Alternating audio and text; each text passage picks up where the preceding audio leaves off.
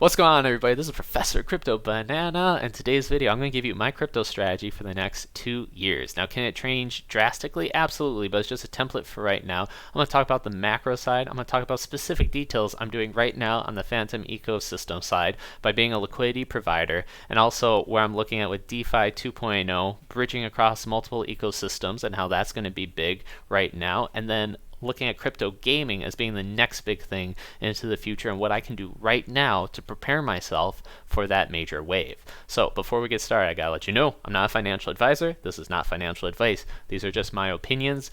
Everything I talk about is extremely risky. I'm not a crypto expert, so please always do your own research, double check what I'm saying, and yeah, if you have any pro tips, let me know because I want to learn.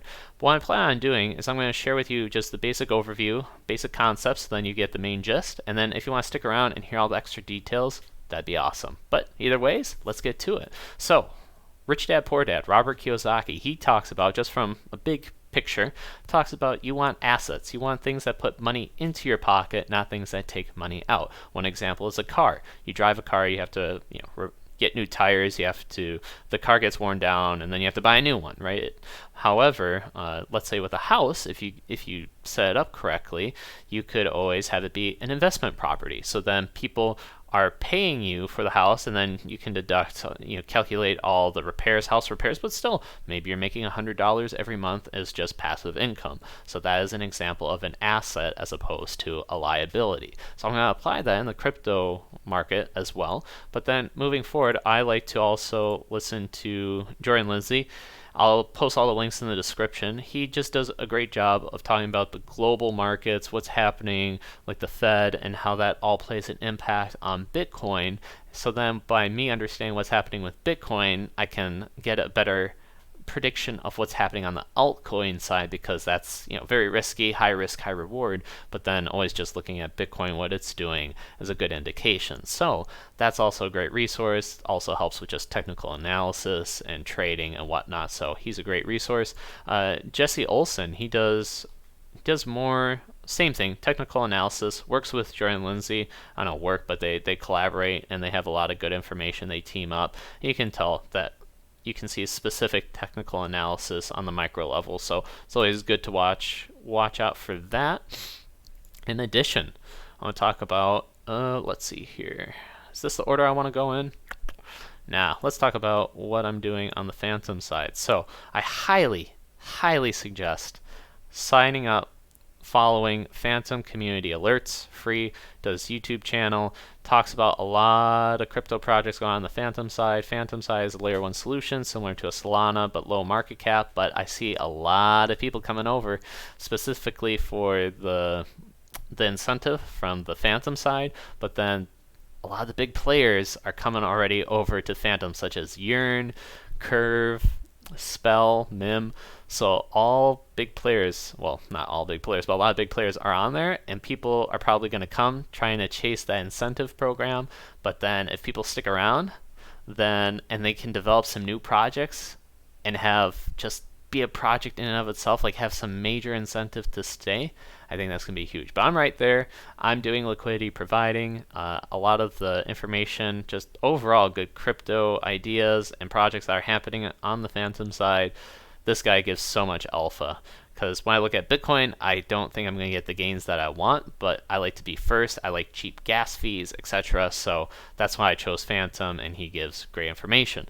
Now, when it comes taking one step further, I'm investing in some of the like Spell tokens and ICE, which is on the Fantom ecosystem side. But what's happening now is we're going to see bridging across multiple ecosystems. And that's huge, because then that provides a lot of liquidity yield across different places, and it combines and just brings up with so many new possibilities that they're calling it DeFi 2.0. And one major person that I recommend following is Daniele. My strategy right now is just ape on in, do the liquidity providing, get some tokens, just get a mixed bag, so then if the price rockets off the token, I can double it, sell half, and then I'm just playing with house money. I can do whatever I want with that extra funds. And then with a liquidity provider token, that's just more of a medium long-term play.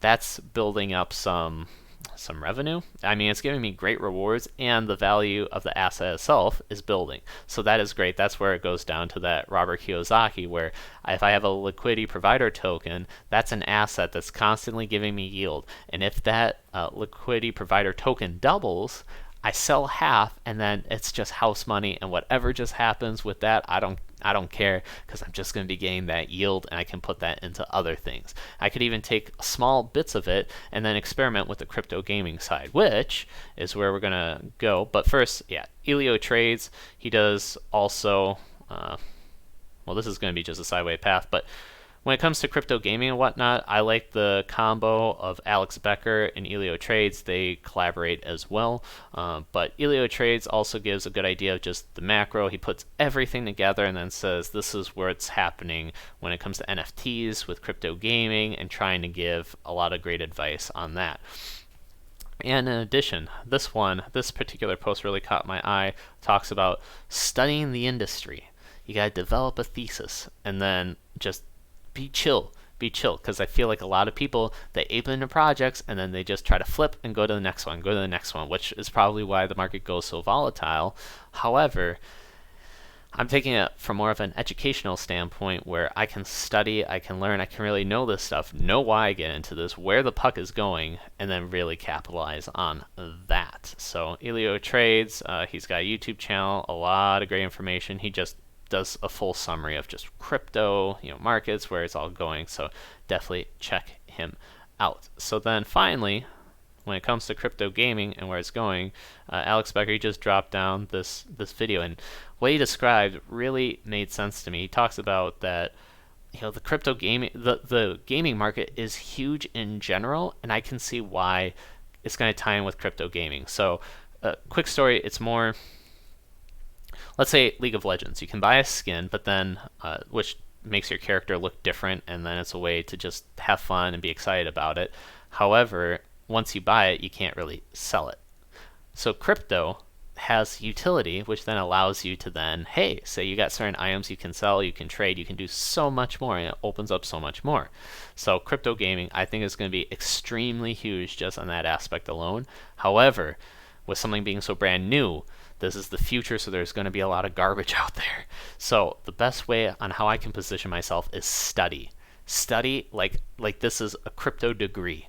I feel myself just being like a crypto doctor, right? I got to know a lot of basics about crypto, financials, everything. However, then I can have a niche. So I'm going to do my liquidity provider type of stuff on Fantom right now. Hopefully it does well, fingers crossed, and then that will be generating revenue, which then I can then slowly start to experiment on the gaming side, accrue more assets, try to learn more. So then when it finally does pop off, I'm ready to go. I feel that I'd be best positioned the best I can with all the experience that I have. Hopefully I got into a good project, while other people are just like, ooh, this looks shiny, I'm jumping in. I'll be like, no, I know already stuff about the crypto side, I know things about gaming development, I know just what's in scope and ready to go right now, and then just be aware of what's happening in the future and being ready to implement if I see something extra good. So that is the general overview of how I see it and how I'm going to be doing it. So again, I have already some basic foundational knowledge about crypto. I am now going into low market cap stuff that I think is going to pump in the near future when it comes to Fantom, being a liquidity provider, just owning some of those tokens, DeFi 2.0, get something that's permanent yield. And then with that, it's just like house money, so then I can put that into gaming projects. Even if it's a bear crypto market, I can use those yields to start dabbling into certain crypto gaming projects, network, and just learn about the space. So then that way, when it does start to pop off, I already put in my time, my investment in learning how to be better at it and how to filter out these projects, so then I'm good to go. Because just like that quote by Wayne Gretzky, he goes to where the puck is going, not where it was. There was the Bitcoin side, and that's big, but the gains, like the massive explosive gains, I feel like that's past. Now, it can definitely be great, but I feel like there's major, major more gains that can happen. So Ethereum, definitely big. I see that. However, I'm looking even further down the path of Fantom. That I see just major gains. I'm very excited, DeFi 2.0, and then also crypto gaming. So that's the big overview. Enjoy that. Now, if you're sticking around and you want to get more details, let's get to it. So I got a whole notepad section. Here we go. So when it comes to, it's like getting a crypto degree. That's what I'm doing right now. And I have to have my core requisites, right? Understanding crypto markets and just the financial side altogether of the world economics, because that does play an impact. So similar to like a doctor. Doctor has to know about a lot of different aspects of the body and all that, but then they typically go into a specific field, some of them. Some become surgeons. Some become specific for the heart. Some doctors are specific for, the head, foot doctors, all that good stuff. Why can't I apply that to the crypto aspect? There's DeFi, there's yield farming, etc. There's NFTs. There's just, like blue chips, Bitcoin, Ethereum, chill over there. So I'm going to go into a specific niche. And then that's what I'm talking about right now, the yield farming with the DeFi 2.0. I want to learn. There's so many terminology, but once I learn that, I'm good. I have that knowledge forever, and that's building up, assets for me. That's building up income, passive income, yield, all that good stuff. So then I can have that be as house money to play in other areas. So I put in the time already to learn about it. Fingers crossed it pans out well for me. And then with that extra income, I can pop that over into new experimental stuff such as crypto gaming. So that's going to be my specific niche. I already talked about Rich Dad Poor Dad. I'm acquiring assets, And I do, from the very beginning, I knew that I was going to mess up. I'm still going to mess up. I will mess up even more, but the idea is that you learn from it. You just have to accept it, embrace it, and say, hey, I'm learning. It's not only in the crypto side, but it's in life. It is in life. My idea is that when you do anything, you're going to mess up, but it's the masters and the experts aren't experts. They just became much more efficient. And the higher you climb up, the more time you have to put in to get less efficiency gains. So if you've ever played a video game, what is it? You play level 1, and then to get to level 2 is just no time flat. It's easy, right? But then when you want to get to like level 90, 91, 92, wow, the time is really long, right? But you don't get that much more gains, but it's still worth it because not that many people go up that high. And I see that being the same exact way just across everything. So when it comes to crypto, I just know I'm going to mess up. And that's okay. And I'm just going to level up and get better and better and better until I'm an expert. So I'm not running away from it. I'm embracing it. So you'll hear a lot of people say, "Oh man, I was in Bitcoin. And I went through the bull run and it went up to the top, and then maybe I bought in at the top, whatever, and then it crashed and I dropped and I had to learn the hard way. But now they came back. They're prepared. They know what they got to do. Sometimes you just got to go through that. It's just that simple. So don't run away from it. Just be happy that you're in the position, you got that knowledge, and you can grow." So I talked about overall market, people that I like to follow. I see right now in the crypto market it's not bad, but I think a lot of people are just aping in. Such as with the NFTs, I don't think a lot of people necessarily like the art. They want to keep it. I just think that they're doing speculation, just saying, "Oh, okay, I'm going to get this because it's going to mint. I think I can flip it. Okay, no, it doesn't." And then the floor drops and then it just chills. And what it really comes down to is if I'd want to go into an NFT project or just anything, I need to study and be a good student. I think with school, give me just a second here because I'm going to do a little sippy. Aqua. I think with school, it painted a negative impression on me when it came to learning. Because a lot of the stuff I knew I wasn't going to use in my life, or just simply did not care about it, and then that was what was labeled as learning. And then with books, those textbooks, horrendous. And then they say, read this. So then I'm like, well, I don't want to necessarily read. I don't want to necessarily learn this stuff. I just want to play video games or do my own thing. Just let me go. Now, as an adult, I'm going into certain aspects I want to do better. Learning is a ton of fun when you get to learn what you want to learn about, because then it just becomes a positive feedback loop where you learn a little, you do better, you get hyped, and then you want to do it again and again and again. And maybe sometimes it takes time to find the specific topic area that you like. Hey, trial and error, but you learn. However, then later on you read certain books or you read certain news articles.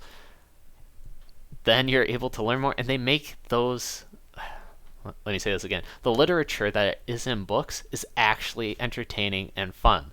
When you read the school textbooks, they're purposely bland and boring, just facts, this is how it happened, boom. No wonder people don't want to read that stuff. Ugh. But when you read just, different books, authors want to make it interesting. Why? Because they want to profit. If you do a school textbook, you're getting paid. You don't have to make it interesting. Who cares? But if you're an author, hey, you want to keep that audience. You want other people to recommend it and say, that was a great book. I liked it. So they make those, like the nonfiction books interesting. You can learn so much. So it just, in general, it changed my whole point of view about learning and makes me really, really excited. So when it comes to the NFT stuff or just any part of the crypto market or life in general, it's always a good idea to research, become a student, be self-disciplined, learn every single day, find out what you don't know, put some time in, because then it's very helpful. And I noticed that certain people that have a mindset, specifically athletes, they're self-disciplined. They have to go into practice every single day, get better, improve in the good habits.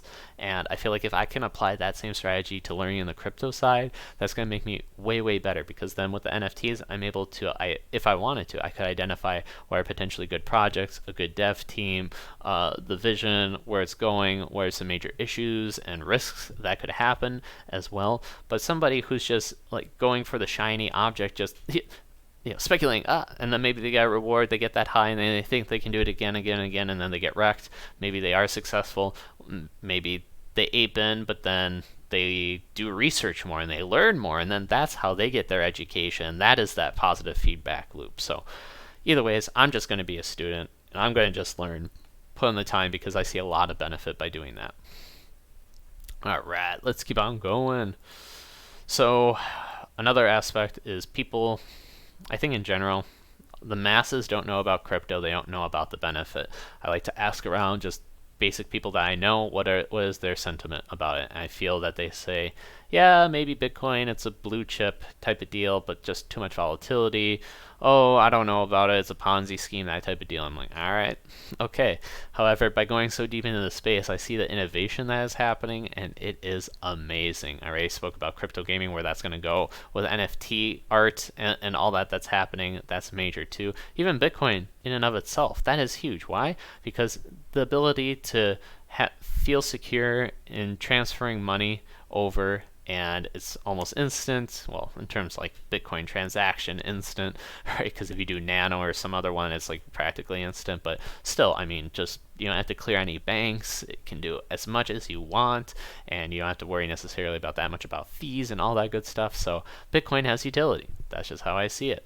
I see Ethereum. I see all these different cryptos. They do have utility. Now, there's always risk, but still, they have utility. And people don't necessarily realize, or you can tokenize. Let's say Raoul Paul talks about you can tokenize a major building in New York. You can't really sell a building, and maybe you don't even have the funds to purchase the whole building. Well, most likely you don't. But then if you could just buy a fractional share of that, that'd be pretty cool. And then you could always sell it instantly without having to sell the whole building for your piece of it. That's also incredible. And then just think about tokenizing everything, or just crypto can have a lot of value when it comes to NFT communities. That is what Gary Vee talks about, is that you can, he just does an NFT doodle and whatever, but that's not where majority of his value comes from. It's more along the lines of the community itself, and that how he wants to put the time and energy. So that's something I just realized recently with the NFTs is, if there's constant talk about floor price, well, then people are looking to flip and make a profit. But the ones that actually focus on community, that's the ones that really make it. So then you'll hear about EllioTrades talk about crypto Kongs and how, yeah, it makes passive income, whatever, but it's similar to a golf club, where you got to pay like a tremendous amount of money to network with some of the higher people up there. So much about that. So I see crypto, as having major utility, and that's big and innovative. So on the Fantom side, what I plan on doing, or that I am doing right now, is the Fantom Foundation has incentive to say to projects, if you can lock up a certain amount of liquidity or just funds, we will reward you with the Fantom token. Right now, Fantom's probably like 35 on CoinMarketCap, and it's been pumping. It's been going hard. I think people are noticing it. It's similar to like an Avalanche, but now I think a lot of people are transitioning from Avalanche because it's a little bit saturated, now going to Fantom because it's the new thing. So I see that as being huge. And I'm considering, does this go in phases? Does it go, I see Fantom doing this. Layer 1 solution, really fast. Great. Nobody's on it. Nobody's really playing around with it. Okay, so then what needs to happen? Some decentralized exchanges to swap tokens. Now, the other tokens that are out there, probably not well known, not major benefit, but there's something out there to play with. But the decentralized exchange is the core. Okay, so you get the decentralized exchanges, cool. Came out with this incentive program to bring more like funds locked in, more money, etc. So now you got the DeFi, you got the yield farming projects coming around saying, hey, lock up your tokens, we'll give you yield, we'll give you rewards, because if you're locking up your funds, then we get rewards, and then we'll give some to you, some to us, etc. So what I'm seeing now is a lot of money and liquidity coming over to Fantom, especially with the bridging and having that be more easy. So I see that. So now I see Fantom having a lot more liquidity. So when there's a lot more money on there, what does that mean? Incentive for developers to come out fresh and come out with something extremely new and awesome on there. So it's just hopefully a matter of time for major projects are incentivized to come over and say, ooh, I want some of that, or bridge on over. So there are some other projects such as Spell and MIM and ICE. Well, I think ICE started on the Fantom side, but regardless, I'm not sure. Double check that on the ICE Popsicle Finance type of deal. But regardless, Spell and MIM is going across so many blockchains, and what you can do is you can provide, they're planning on doing it so that you can provide LP tokens, even if it's of just a not even stable LP tokens, but more of just, call it degen box, where you can probably take liquidity pool tokens of pretty much a ton of options and provide that as collateral, borrow against it, and then you can have a stable coin that you can move across multiple bridges and put into whatever project you want. Boom, done. So I think that's going to be huge. My strategy with that is, and then with like AnySwap, they're removing the fees in order to bridge, so then that's connecting Fantom, connecting Avalanche, connecting Binance Smart Chain, Ethereum, Polygon, all that. So now it's just like this nice family. It's like the cool kids club, right? So what if there are certain projects out there on a particular ecosystem that's getting a high yield? Well, that's where Popsicle Finance does really well, because it's going to maximize yield even across different blockchains. So you just provide the LP token, it automatically can scan and take care of that for you and get the most maximum yield. So then that's just amazing, bridging together, utilizing that. Bam. So, and then Spell, that's a whole other thing. So what I did is I got a lot of the tokens that I wanted. So I got me some Spell tokens, I got me some ICE tokens, I got me some Spirit tokens and Liquid Driver tokens, just overall. So I have that, and I'm hoping that it doubles. And if it doubles, I sell half, and then that's just house money. So I don't worry about it. So then if it does ultimately go into the moon with a Bitcoin blow off top and then altcoins go, then that's awesome. If not, no worries, it's still there forever, whatever I want to do with it. I can always maybe stake again APR somehow. In addition, I'm also doing the LP tokens, because I've discovered that that's a medium to long term play, and as time progresses, that probably gets up more of the decentralized exchange fees, so then the LP tokens go up, plus Ashes, Facebook. So, and with the LP tokens, hopefully it goes up in price and it does its thing. Let me just exit out of this. It's annoying.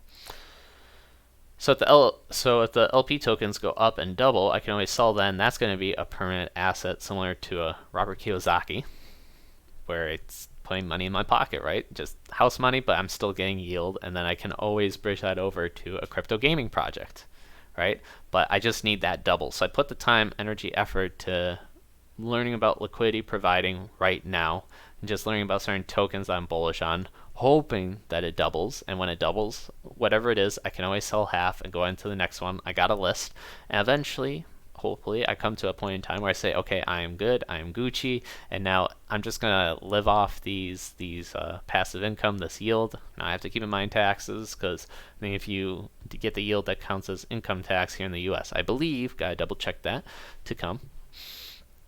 So that's how it's going to work right now. And the information about knowing about DeFi 2.0 and how that liquidity providing works is essential. It's just similar to being a doctor. You got to know certain things about the heart and about blood circulation and whatnot.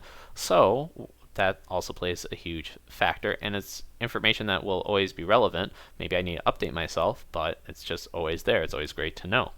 So I talk to other people, and it's a major topic to understand. But once you understand it, it'll benefit you for years and years and years and years. So that is not wasted time. It's actually great. And then that takes me hopefully to my next segue is, let's see here, Alex Becker's advice. So he had a video just recently talking about crypto gaming being the future, and what he talked about in that video was, yeah, gotta look to where it's going. A lot of the times, prices is just sideways, but there's certain things that you can do to prepare yourself to learn and be ready for when the market, crypto market, really takes off. So yeah, it is risky, especially at the beginning, because there's just so many garbage out there, and you guys plan the time to really figure out what may make it and what may not, and then that way you're better positioned. I mean, there's scams, there's garbage, there's projects that promise the moon, but to actually implement it, it's going to be extremely difficult to get the funding and maintain that. Some just don't have scope. Like, just Alex Becker talks about, dude, have a scope particular of what you want your game to accomplish, and just don't let it expand and be this huge ocean, because who knows if it'll ever make it. Right? So that's one thing. Another thing is, utility. NFTs and crypto gaming probably help.